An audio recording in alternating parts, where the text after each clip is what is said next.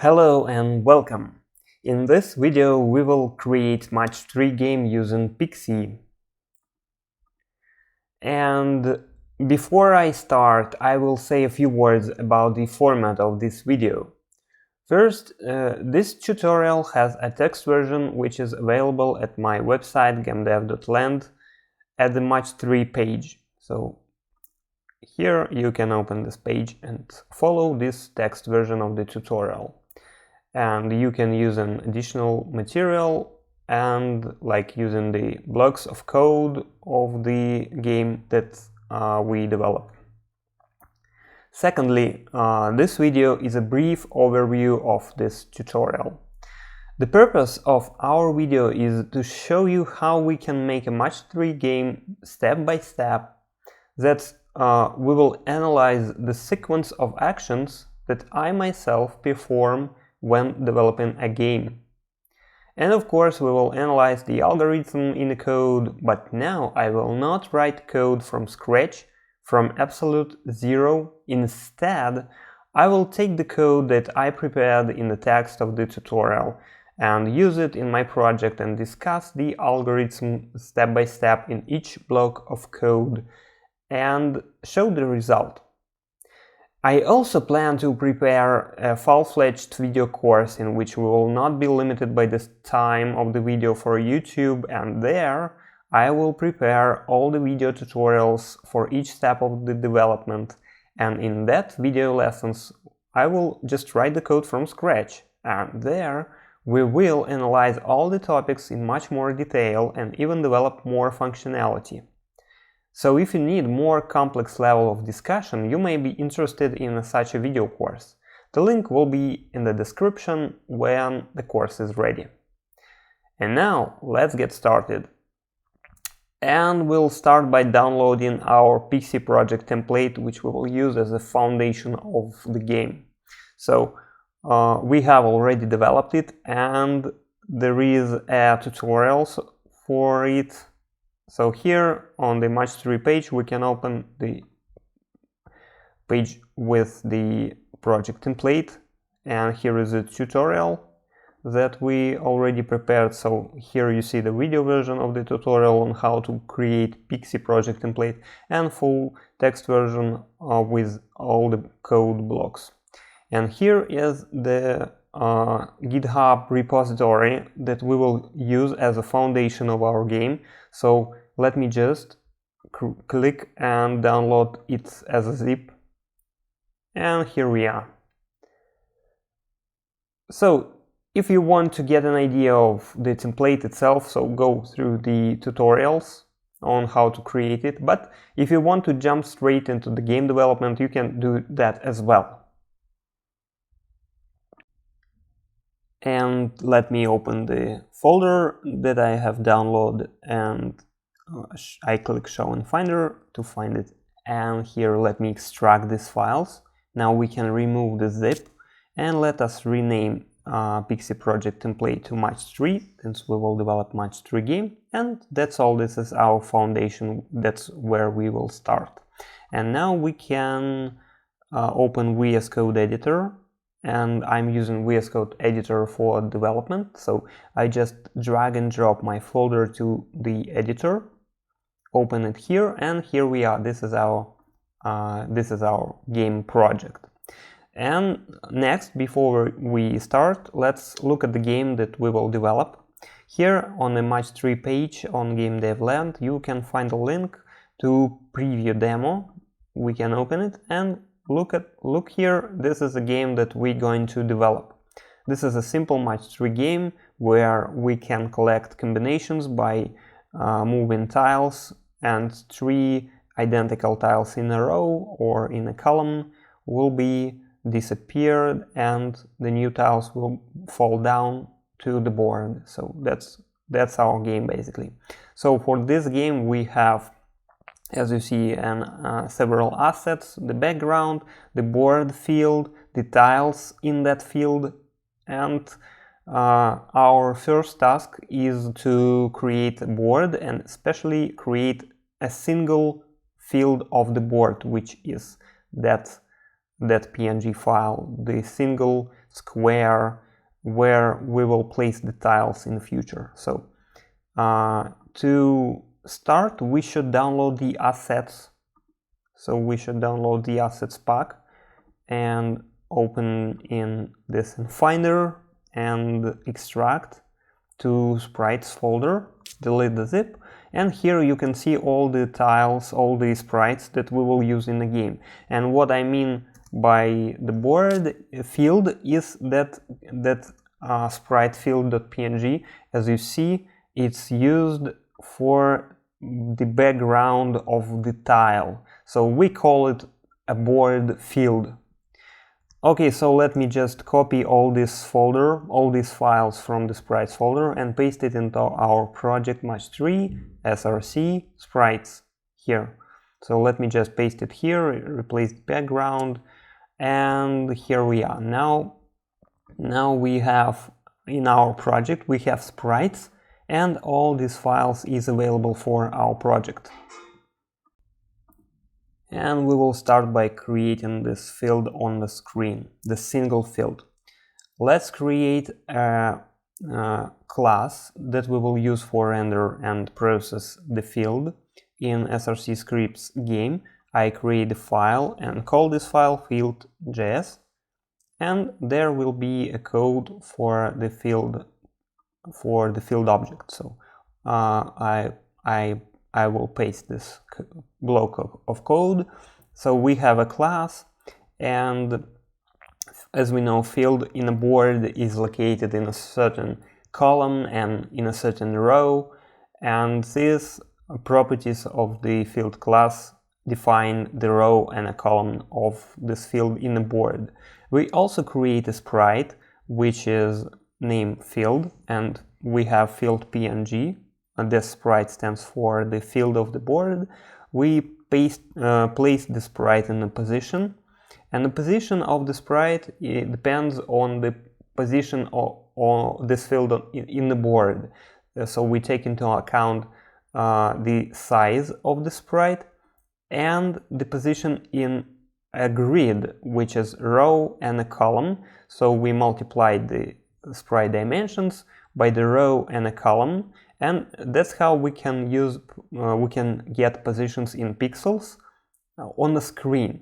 So we know the row and a column multiplied by the size of the sprite and place it on the screen in a given position on the screen.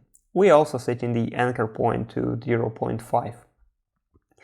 Okay, so now we can display or render this field in the game. And here in the game class, after creating the background, we can create a new field and attach it to the container of the scene, which is game. So let me save this project, open the console terminal, and I will write npm start to open in the browser. First of all, we need to write npm I to install all the dependencies in the package.json file here. So we will install these dependencies first, and then we should also import this file to make it active. So here we import the field from the created file, create a new field, and attach the sprite of this field to the container of the scene. So npm start. And here we are, we have a background and we have our single field, which is representing our field class. Now when we have one field, we can create a grid with fields. So the grid means the board itself, consisting of a number of fields. So for the board, as we just did for the field, we will create the new file, new class, called this class board, and let us create this class. So here we are. So we create in the class called board. This class has a container in its properties. And this class should have fields as an array. and we will the board should have settings like how many rows and columns this board should have, and we will define these settings in our, as you see, in our global config object, which is in PixiJS class. So here we should specify the board property, and here we assign that our board should have, for example, 8 rows and 8 columns. And you can experiment, you can even create different levels.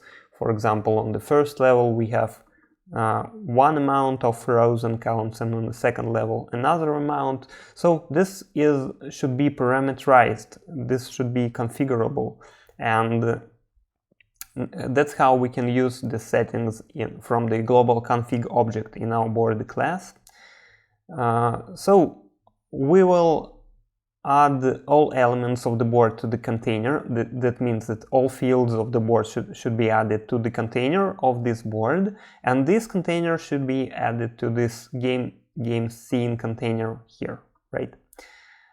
And we will create all fields in the board grid and place all fields into this fields property. And now to create a board, we need to place its fields on a grid of a given size. So we will create a field sprite in each column and each row of the board, and let's do it right now. So let us implement the create method. And so in the create method we call create fields, and in create fields we go in a loop. For each row and each column in each row, we will create a new field with the row and a column as parameters. And here we can create a field, call field class, use the constructor of field, create a field, push the created field to the fields array that we define in the constructor of the board.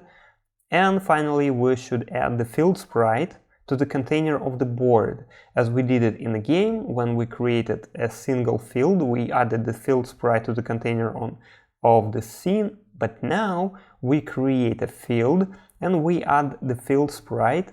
As we know, the field class has a sprite property here, so we added the field sprite to the container of the board, and that means that now in the game class we can create not the field but the board instead of the field. So let me do that, and instead of creating one single field, we will create a board with a grid of fields. So let me import the board here like that. I don't need the field import anymore, so just importing the board and adding the board as a container. And so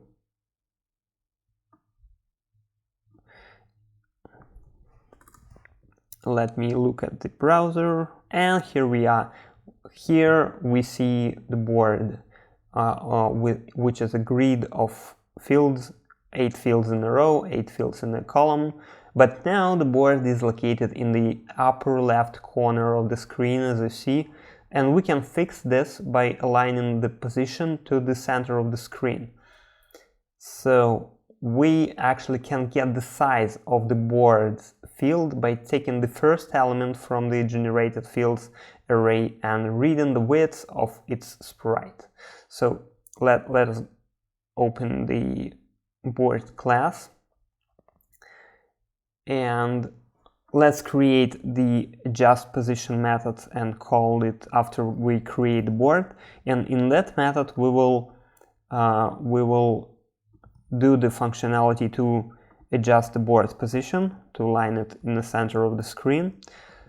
So the idea is we have the size of the field, so we can just get the first element in the fields array, get its sprite and get its width, and we know the width and the sprite of the field PNG is the same, so this is actually the size of the field. And to get the board size, we know that our board has 8 fields in each column and 8 fields in each row. So this is number of how many columns, how many rows, and that's how we can get the size of the board itself. So we know that by multiplying the field size by the number of columns and multiplying the field size by the number of rows, we get the total board width and height. And now we know that our canvas fits the entire window, and if we subtract the size of the board from the size of the screen, and the resulting remaining space will take up 2 indents to the left and right of the board. So we're doing subtract, and the resulting space after this subtract is all space that should be to the left and to the right of the board. So we can divide it by 2, and that's how we have an indent to the left and to the right. So let me just save this code, open the browser, and I see that there are 2 offsets that we calculated by subtracting the board size from the window size, divide by 2, and here we are. And we're doing the field size divided by 2 plus to result in offset because we have the field anchor point set to 0.5 here. So we need to add more half of the field size to the resulting offset. So once again, we have the screen size, we have the board width, we subtract the board size from the screen size, and what we get these 2 offsets. So these 2 offsets divided by 2 means 1 offset to the left and to the right. So that's how we create a board grid. Okay, so let's move on, and now we have a board, fields ready, and now we can create the tiles in that grid. And as in the case with the fields creation, we will start by creating a class for a single tile. And as we see in the sprites folder, here are the tiles, and each tile name refers to the color of the tile. So to create a sprite, we need to specify the color we want to give to the tile. And first of all, let's create the class as we did with the field. So just let me actually create a new file, and I will call this file tile. And here I will create a new class for the tile object, and we pass the name of the color to the constructor of the tile, since every sprite of the tile has the name referred to its color, right? Green, orange, pink, red, yellow. So we pass to the constructor the color, and we create this sprite based on the color, passing the name of the color to the sprite methods of the application, just like we did with the field, creating a sprite and aligning it anchor point to the center of the sprite. And we create the method setPosition, and the parameter should be an object with x and y properties, and we set the sprite to the given position by that method. And now we can create a single tile in a board. Here we just find the create method and just let's create a call for create fields and then create tiles, and let's implement the create tiles method. And in that method we will for now we just create a single tile, just like we did with the single field of the board. For now it's enough, just create the style, and let's see what we got. And here we are, we got the tile of the board on the board, which is green, and we created the green tile, so that's okay. And now we can create a tile in each field. So to do that, we can loop through the array of all fields. As you know, the all fields in the board is placed in the fields array. So if we iterate through this array, we can set our own tile in each field. So we have create tiles method. And what do we need to do here is just iterate over the fields array like that. And we should create tile for each field. And for this, we need to implement the create tile method. And now we create tile, which is green in each field, and we set this tile to the field. So we should setting a tile in each field means to place the tile in the same position on the screen as a given field. So we need to implement the set tile method, which we call here, and we should add it to the field class. So let me open field class and let me add here the set tile method, like here. And what we do in this method is just setting the tile as a property to that object of the field. We set in the field property of the tile to this field. And finally, we set the position of the tile to the position of the field in the board. So it remains to make sure that each field has a tile with a random color. But before that, let's just look at what we got. We get the board with the green tiles, like just that's all we do. We created the tile in each field of the board, which is green, and now we can do it with random color. For that, we will create a new class called tile factory, new file, tile factory, and in that class we will generate a tile by selecting a random color.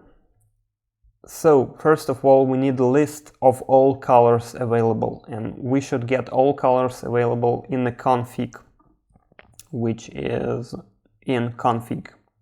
So here let me specify all the available colors. So I create a property called tiles colors, and I know that my game has blue, green, orange, red, pink, and yellow.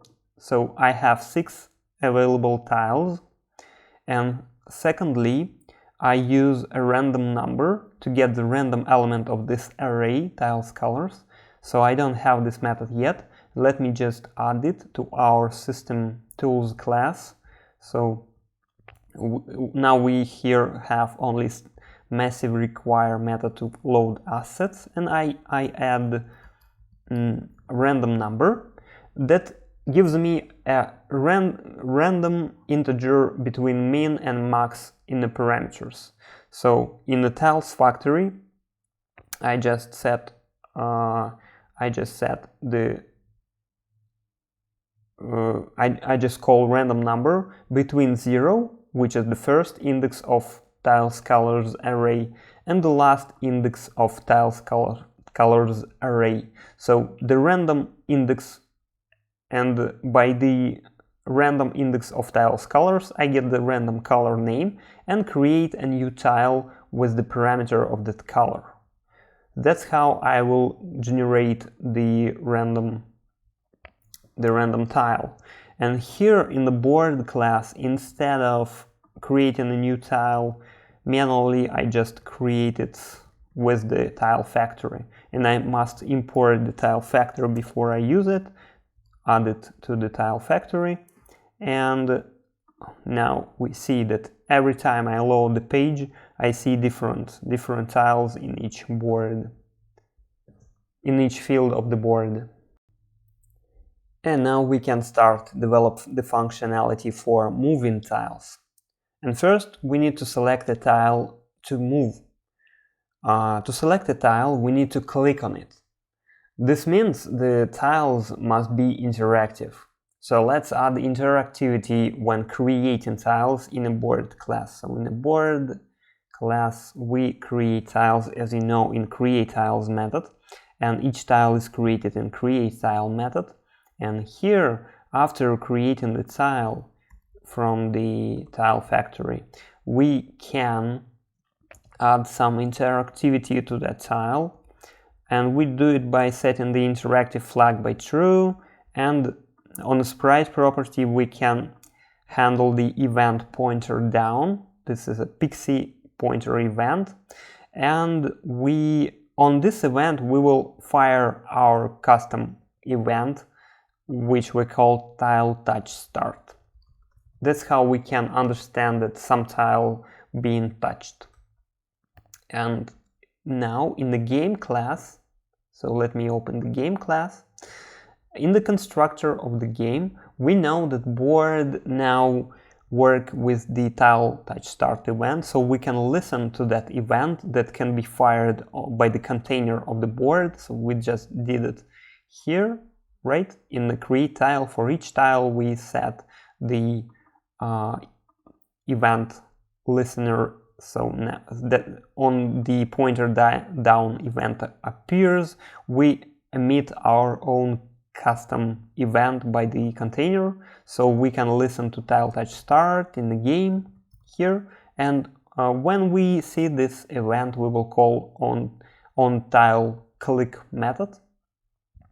So let me add this method here, and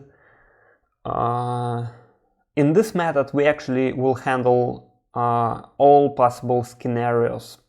So the first is select a new tile to move if no other tile has been selected.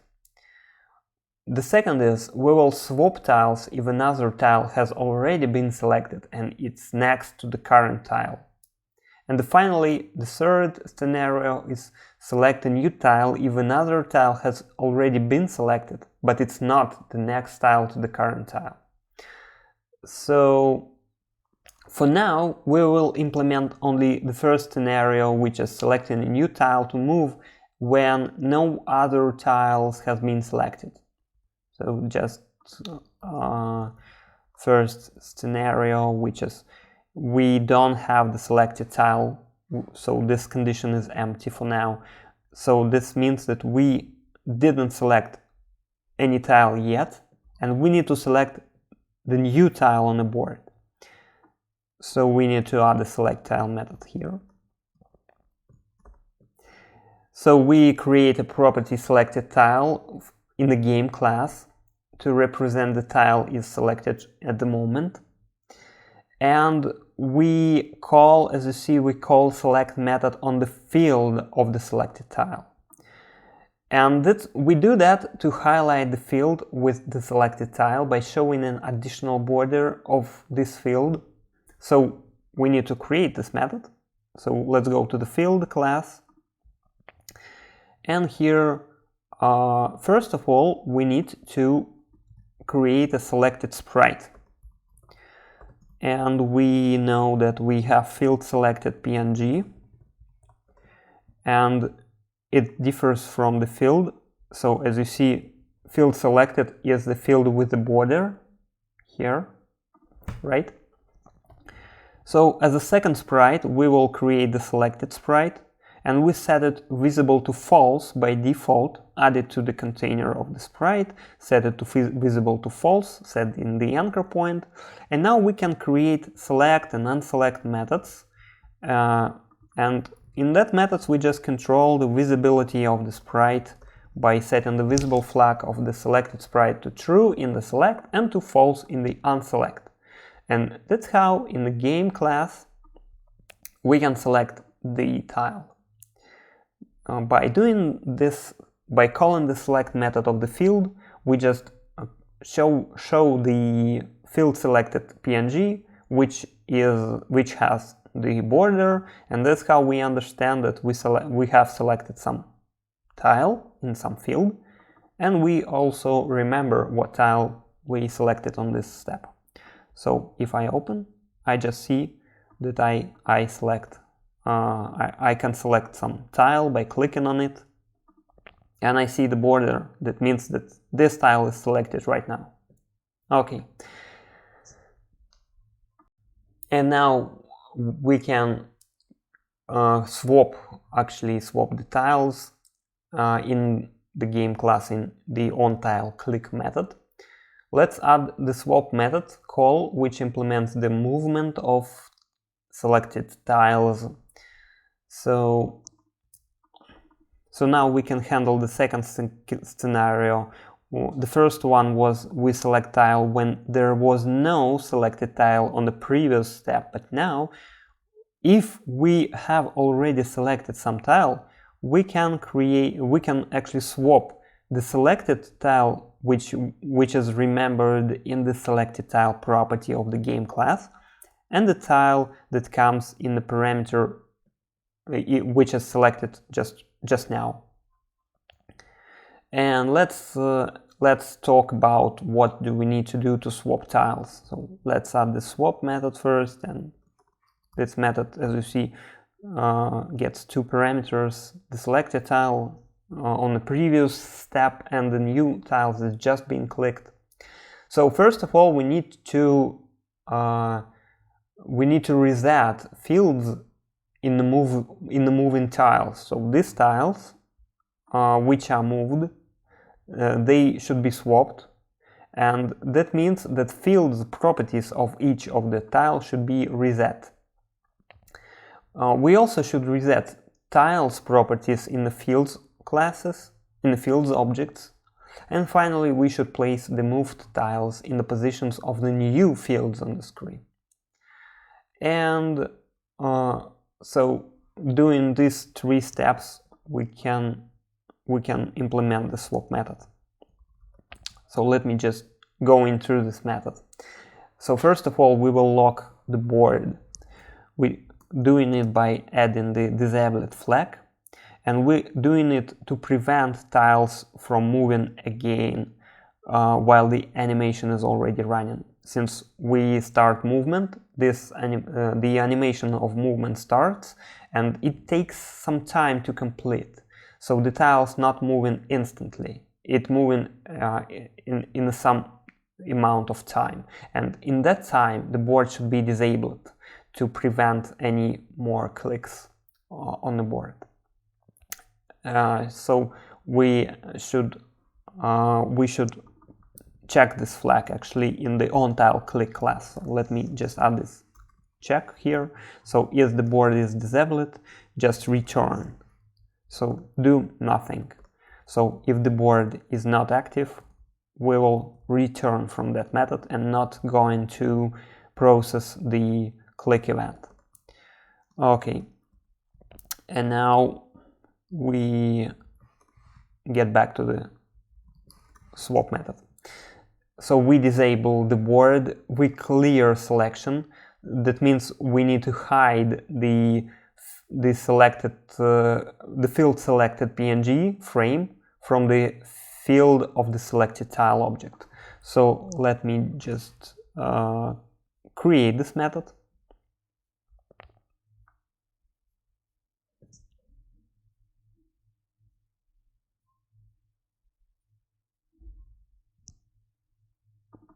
And let me add the clear selection here. And here I should access the selected tile. I'm going to access the field property and call onSelect. And I also should set the selected tile to null. Selected tile equals null. That's how we can clear the selection. Then we will set the selected tile, we will place it one layer higher than the second tile, and finally we call selected tile move to start the moving the movement animation, and we move the selected tile to the position of the second tile. And the second tile we move to position of the field of the first tile.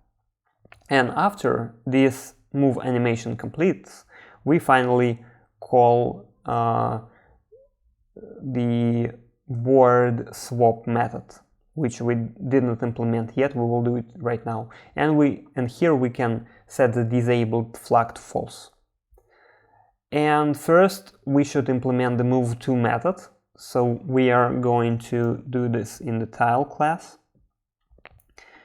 So let me create the move2 method here. And this method takes two parameters for now, which is position and duration. So we're using GSAP animation for create twin animation of movement, and we move the sprite object with a given duration, and we change the pixie properties of that object, the pixie based properties, which is x and y, to change these properties to the given new position, which comes in the first parameter in the move2 method. And on complete of this animation, we just resolve the promise that we created. So going back to the game, we created the move2 method of each tile. So we move in the first selected tile to the field of the second selected tile, and we move the second selected tile to the field of the first tile. And after this motion animation is complete, we should change the values of the properties in each tile. So that means we need to create a swap method in the board class, going to the board class, adding the swap method here. So what do we do here is just we receive in the fields of the first tile, the field of the second tile, and in the field of the first tile we set the new tile, and we in the second field we set the first tile, and we also change the tiles field properties also. And now when moving tiles we can swap not only neighboring tiles but any tiles on the board. You should understand this. So let's actually check. Oh, yeah, we have the error. We need to import GSAP in the tile class. Yes, here we're using GSAP, so we can import it here, and we can copy the import from the app. So here, and go into tile, import it, and okay, here we are. So we are swapping the tiles, but now we can swap not only neighboring tiles but any tiles, as you see, like that, and here, and that. And if the player has chosen a non-neighboring tile, then we just need to completely clear the first that selection and select the second tile. So let's do that. To do this, we will go to the game class and we will update on tile click method. And here, if we have selected tile, but if this tile is not a neighbor to if the new tile is not a neighbor to the selected, we should clear the selection and select a new tile instead of first tile. Otherwise, we will just swap the tile. This means that here we know that all two selected tiles are neighbor to each other, so we just swap it. And if the selected tile is not a neighbor to the new tile, then we clear selection and select a new tile.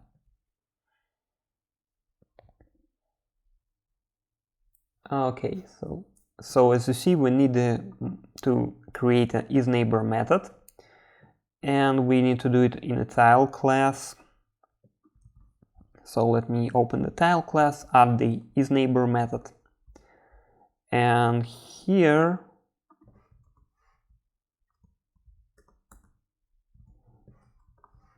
So what do we do here is we need to understand what means being a neighbor. The neighbor is a tile that's located either in an adjacent column or in an adjacent row. This means that the difference between either rows or columns of the checked tile and the current must be equal to just 1. So this means on the board the neighbors are located next to each other. So this tile, the second tile, is a neighbor to the first tile because it's in the same row. So the difference in rows is equal to 0, but the difference in column is equal to 1. So this is the first column, this is the second column. So the second column minus first means 1. So this tile is the third column. 3 minus 1 equals 2, not a neighbor. So the same with the rows. This is the same column. So difference between the second and the first is 1. And difference in the rows is 0 because it's the same row. So knowing that, we just check the difference between the rows and the columns of the tiles.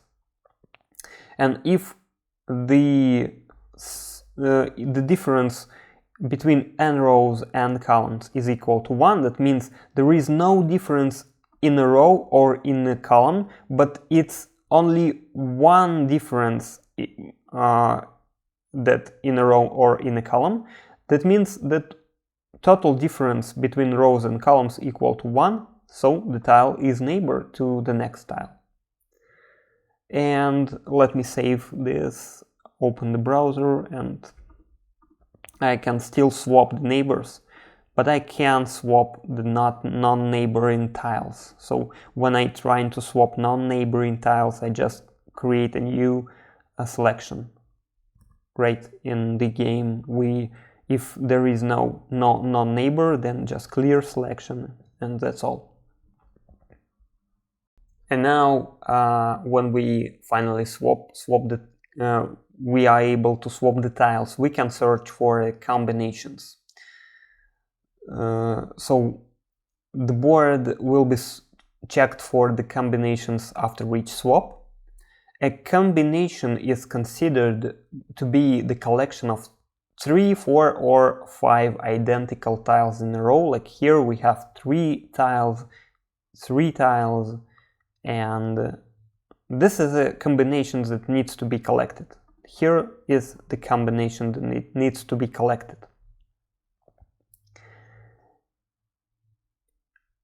And to check for all these combinations, it's enough to compare each tile on the board with the next 2 tiles in a row and the next 2 tiles in a column. And let me explain it in more detail. So we have the board, we have a number of tiles, and we are checking each tile to the next 2 tiles. So I got the first tile, check it to this one and this one. And got this tile and check into this one and this one. That's how I checked for 3 identical tiles in a row and in a column. Then I got the second tile, check it with the next one and the next one. Check it with the next one in the column and check it in the next one with the column. So I got each tile and check it 2 times with 2 next tiles in a row and 2 next tiles in the column. That means each tile should be checked with the next 2 tiles to check the combination. And we have the kind of rules to check that we can add in the config class. So the combination rules describes how we check the tile. We know that we check each tile, and each tile should be checked with the next in a column and with the next in a column, and also in the same column in the next tile is in the next row, and in the same column but in the next row after the next row. That's 2 combination rules that we add in the config. And for process these rules, we will create a new class and we will call this class combination manager, like that. And we will implement this combination manager here. And what do? We get the board as a parameter and we implement the getMatch method, and we do exactly what we just discussed. We check all fields in a board. We know that board has the fields property that contains all the fields in a board, and we just iterate over it. We just go in a loop and check all fields. And then we need to check every field we need to check with every rule we got in the combination rules. But we know that there are only 2 rules, but it's clear to create a loop since we know that combination rules is an array. Why not to create a loop over this array even if there is only 2 elements, the first rule and the second rule. But no matter, we will create an array over this combination rules, means that for each rule means that we just check in 2 rules here, the first rule and the second rule. But we do it for each field in the board. So we know that we check in the first tile of the each field, and we need to apply the rule for each check-in tile, which means we get the row and column of check-in field and doing a plus of the check-in position of tile in a rule. That's how we can get comparing field. So for each comparing field in a rule, we will check this field with the check-in one, and if the tile color of comparing field is equal to check-in field, then we can set it to match property. And finally, if we got matches equals to rule lengths plus 1, which means at least 3 matches, we will set this as a resulting match. And if the result variable is not an empty, then we got matches. Now we can instantiate this combination manager in the game class. So we go into game, in the constructor, and instantiate the combination manager, doing import, it's here. And after the tiles swapped here, after the tiles moved, we can just doing the swap in the board, disable the board and check for the combinations. So let me console log it for now. Matches. Okay, so let me clear the console, get the, and here we don't have the get field yet in the board class, so we need to first define the get field method. Since combination manager using the get field to get field from the board,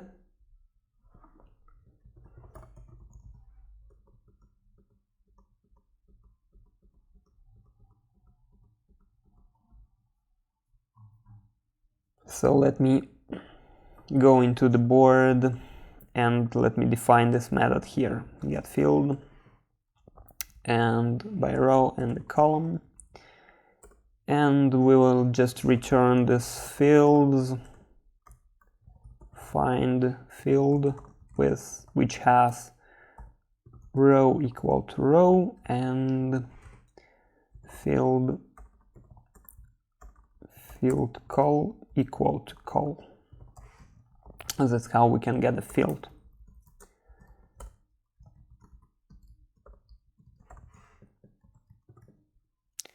And here we are. And after doing swap, I get all matches on the board.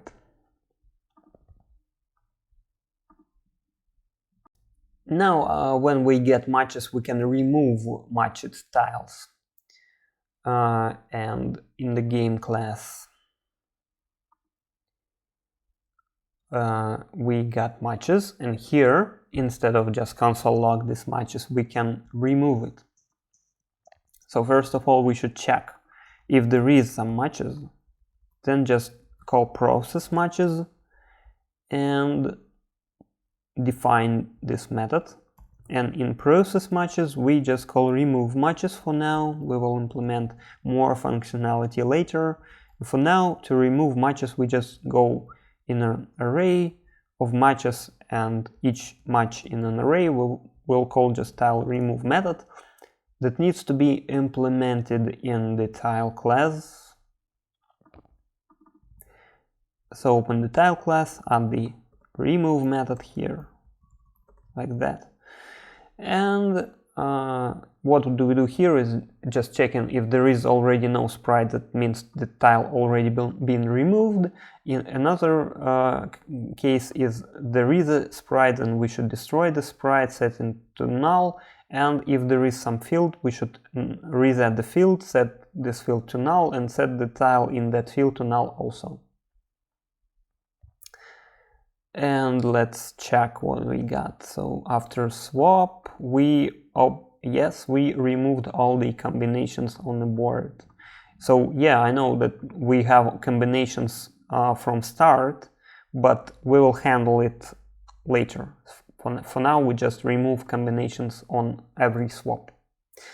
And after the combinations is collected and removed, what do we need to do? We need to drop the new tiles. No, we just, before the dropping the new tiles, we need to drop the remaining tiles. So once again, we do the combination, and here we see the empty fields, and the remaining on the board tiles before adding any new tile should be dropped, should be fall down to the bottom. So this tile should be fall to this field, that tile should be fall to that field, and so on. So in our game class, in the process matches, after removing the matches, we should start the fall down process by calling this process fall down method. And we will implement this method here, like that. And how we implement in the fall down? First of all, we are checking all fields of the board, starting from the bottom row. So we do it like here. We doing some swap and going from the bottom of the board, checking that field, is it empty? No. Checking that field, is it empty? No, and so on and so forth. And finally, we got the empty field. And the magic starts here.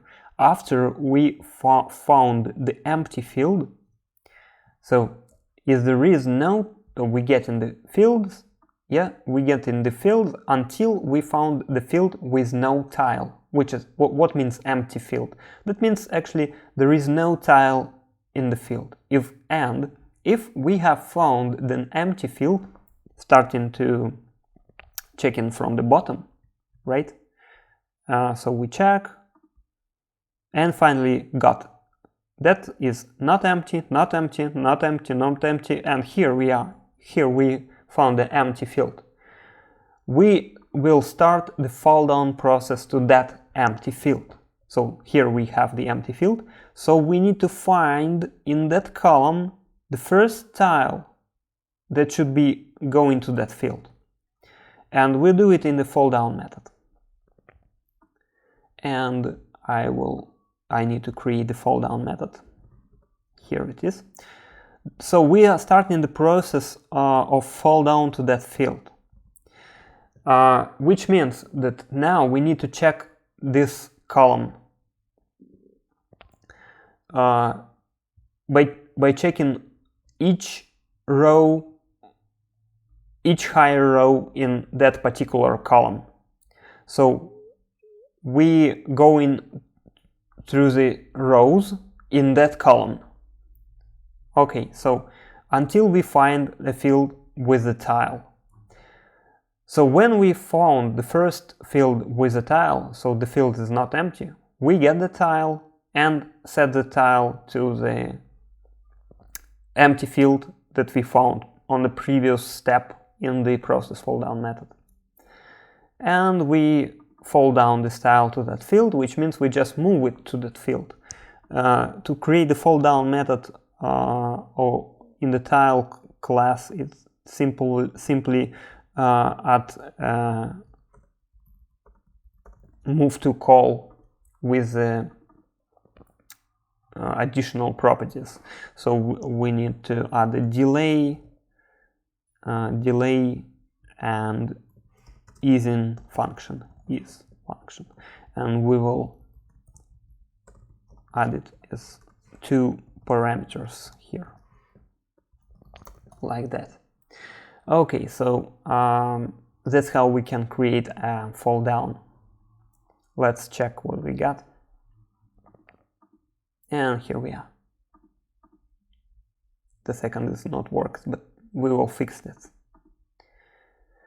Okay, so one more time I will discuss how it works to get the full understanding of the principle of the algorithm. The idea is that we have we start to check from the bottom, and we search in the field before we got an empty field, which means there is no tile, and we need to move all tiles that located in a higher row to that field, to the position of that field. So we go into fold down method, and here we check in all fields in that column, in the column of an empty field, all rows higher. So we check all rows that located higher than the row of an empty field, but we still stay in the same column. And finally, when we get the first field with a tile, we should move this tile to the empty field. That's how it works, that's all. And after the fold down, now we can add the new tiles. So in the game class, in the process matches, after the fold down complete, so call then, and after fold down complete, we just need to add the new tiles to the board, and we will create this method.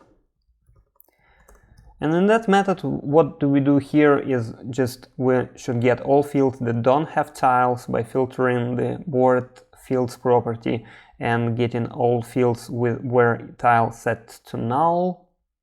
And for each found empty field, we should create a new field by calling the createTile method in the board class, put the tile above the board somewhere, maybe 500, maybe more, I don't know, and just call the already created fold down method to the empty field position.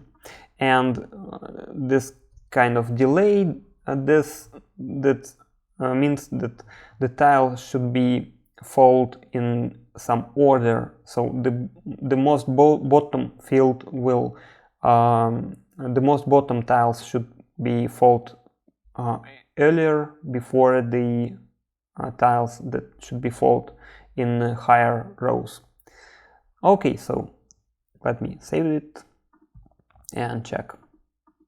Yeah, here we are, and we have some error in the game.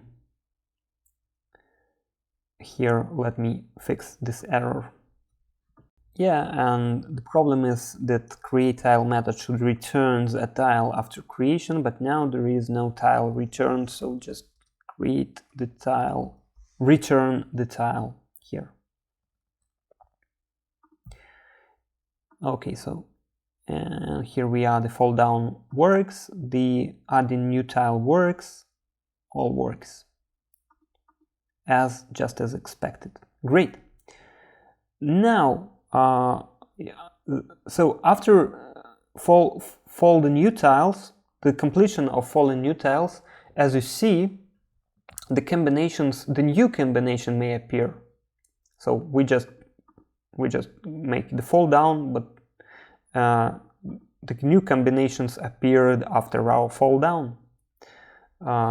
And if there are new combinations, it's also necessary to process the new combinations. So we must collect the combination after creating new tiles. And for this action, we have already developed all we need, all the functionality we already got it. And all we need to do is just to add some additional checks in the process matches methods. Yeah, we need to go in the game class first, in the process matches method. And here, after the fallen new tiles, we actually can return it also like a promise. It's actually a promise is, and we call one more than, and in that scenario we will call on fall down over method, since we know that in that time the fall down is completely over, and we need to do on fall down over method, where we just do one more check with the combination manager. We check the board one more time, and if there is some new matches, then we will process the new matches, and if not, then we can just enable the board by making the disabled flag to false. So let us check, and here we are, no matches more, here we are, no matches, and maybe like that. Oh yeah, so as you saw, as you just saw, we make 2 more fall downs after the one initial fall down. So, and here the second automatic fall down, because we got matches after the first one. And now finally we will collect combinations and start. So if I start the game, I see that there is some combinations like here, and so on. And what do we need to do is find all these combinations by using the combination manager and remove all founded matches and create new tiles, actually in the removed tiles fields. And if combinations will appear again, then we will repeat. So after creating the combination manager, just call remove start matches method, this.remove start matches, and implement this method. So here, and what we do here is just get the combinations to collect. If there is some matches at start, just remove it, and find all empty fields, create a new random tile for each empty field, and repeat the process again while there is some matches on the board. And here we are, so I just refresh the board and see that there is no matches on the board anymore on the start. And finally, our final step, what do we do is make a reverse swap. So if I swap the tiles and the combination appears after the swap, it's fine, but if I swap some tile and there is no combination, I want my tiles go back. To do this, we will create some additional check in the swap method, actually in swap method in the board, in the game class here. So the idea is after we swap, after the movement is over, so here we should check if there was no matches, we should swap back here, right? If there was no matches, we should go back. So we can do it by create some additional check here. So now we swap the moved tiles, and but we have added a reverse flag as a third parameter to the swap method. If the swap was initial, the main, so if there was no reverse swap, so that means the swap method was called with only 2 parameters without the third parameter, like we do it here, right? onTileClick method. So in the onTileClick method, we call swap with only 2 parameters. That's fine. And here, if there was not the third parameter, it means that the swap method was called onTileClick. This was initial swap. We just check the matches, and if there is no matches, so if there are matches, that we just process matches, but if there is no combination after the main swap, then we will perform a reverse swap by running the swap method again, but with the third parameter. And we will handle this parameter here. So if there is a reverse parameter, we just disable the board. Let's check. And here's some errors that needs to be fixed. And okay, so let me just do the unselect. So what's the problem? Reading null on the clear selection. Let's just add some check if this selected tile, then we can clear selection.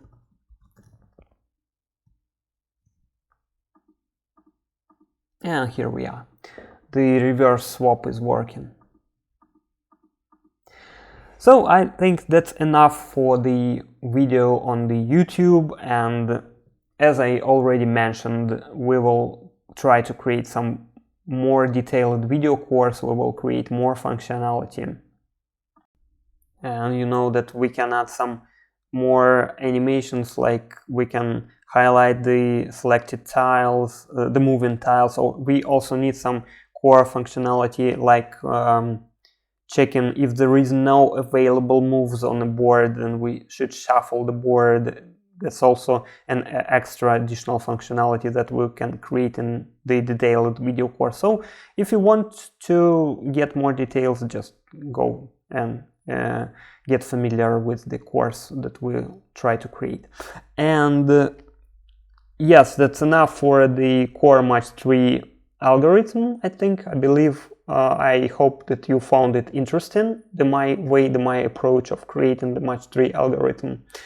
And yeah, I see you in the next videos, next tutorials. Thank you for watching, and bye bye.